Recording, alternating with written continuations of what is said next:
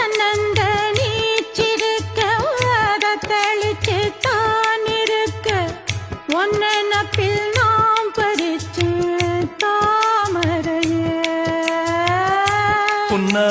புன்னவனத்தினில பெடக்குயில் கூவையில உன்னுடைய வேதனைய நான் அறிஞ்சேன். பொங்கலத்தில் மாலையிட ஒன்னிரண்டு தோளத்தொட என்ன தவம் செஞ்சேனோ என் மாமா. வண்ணக்கிளி கையத்தொட சின்ன சின்ன கோலமிட உள்ள மட்டும் வழியே நானே உள்ள மட்டும் வழியே நானே.